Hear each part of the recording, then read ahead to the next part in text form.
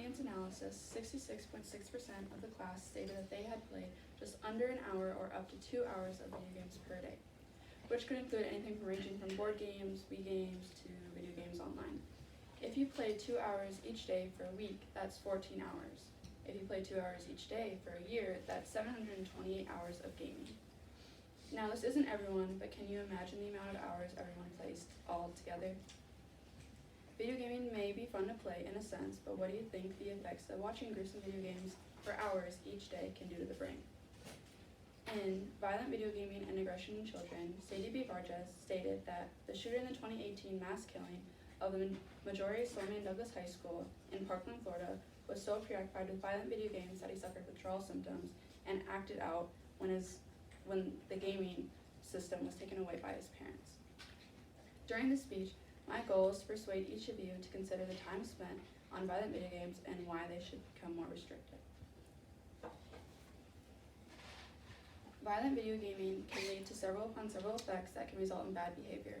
In the article, Psychopathy and Violent Video Game Playing, Multiple Associations in a Juvenile Justice System, Elim Jahake stated, some youth potentially gravitate to violent video games because the games are potentially an extension to their personality features and the behavioral proclivities that unfold from them. Pages 385 through 93. Those who have more psychological, including psychopathic tendencies, will have more consequences than others playing from violent video games. We can see that relate to the Majority High School shooting I talked about earlier.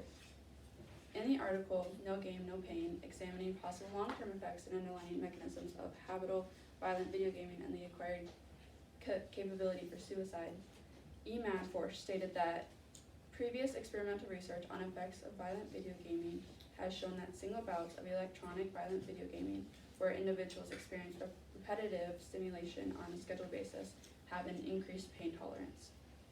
With 90% of games containing some violent content and 40% of games include serious violence, the development of the brain can alter based on what's continually gaining knowledge of. The hyperfixation of violent video games can cause a dopamine reaction, which can also become addictive. In the article, Understanding Internet Gaming Addiction in a Clinical Practice, Devika Gupta stated, Internet gaming disorder displays similar symptoms to those with substance use disorders or other addictions. Pages 383 through 93. Severe reported behavior can also be a result of violent video gaming. Zai stated that in adolescents with at-risk problem gaming have reported more weapon carrying, having been threatened with weapons, feeling unsafe at school, and serious fighting leading to injury. This can bring dangerous behaviors around firearms and those wanting to physically fight. Individuals who have poor self-control in a video game setting are up to 4 times more likely to inflict physical violence on others. Lise Exelman stated in Violent Video Games and Delinquent Behavior in Adolescence, a Risk Factor Perspective, that, quote, repeated exposure to media violence may result in decreased attention to violence, but a more positive attitude towards violence and an increased antisocial behavior, such as aggression and delinquency. Pages 267 through 79. With the majority of the information that was found, most of them were found during case studies. Many researchers have created case studies to find answers as to why some individuals act the way they do, especially while playing video games. Video games have been on an upward trend to pass time and to play with another, especially during COVID. One of the case studies I found involved 252 youth placed in 2 private, nonprofit long-term facilities. Shahik found, of the institutionalized delinquency youth in Pennsylvania, we reported several significant connections between psychopathic personality features and violent video game play. Pages 385 through 93. They also found that youth with lower dishonest charm and a greater manipulation played more violent video games. Another case study was created to see if violent video games had an enhanced pain tolerance and fearlessness about death. Forsch stated that, indeed, higher pain thresholds and tolerance times were found in psychiatric patients with past suicide attempts compared to non-suicidal patients and their healthy controls. With adolescents playing violent games at a young age, for the brain changes the way the body reacts to see and what it feels. If it's continuously seeing gruesome content and the players are acting out those actions in the game, they might tend to react out online and in person. The body will react differently to painful feelings than normal. So if they're seeing continuous, gruesome, and killings in games, they're gonna feel pain difference in real life. The final case study I researched involved questions to principals and board members of different schools and how they feel about severity of video games in their school's population. In the article, differences in associations between problematic video gaming, video game duration, and weapon-related and physical violence in adolescents, YSI stated, adolescents with at-risk behavior gaming compared to those with non-video gaming has significantly greater likelihoods of weapon carrying, feeling unsafe, and being threatened or injured with a weapon, as long as feeling unsafe in a school setting and wanting to physically act out in person.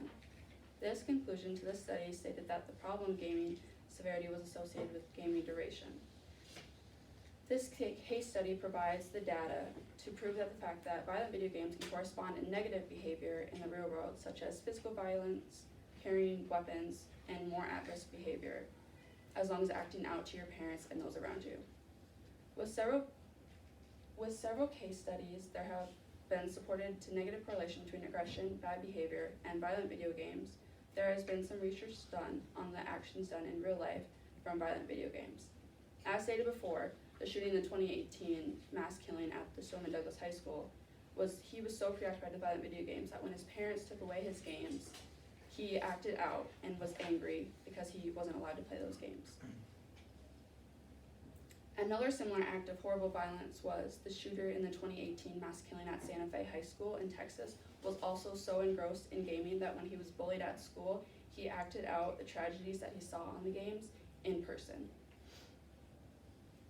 Those who involve themselves around video games should be aware of the statistic. The last comprehensive assessment on screen violence was done in 1998 and found a typical child will see 8,000 murders and 10,000 other acts before middle school. Throughout my speech, I have provided case studies, short and impactful stories, and a statistic of the negative effects of violent video games from our everyday world.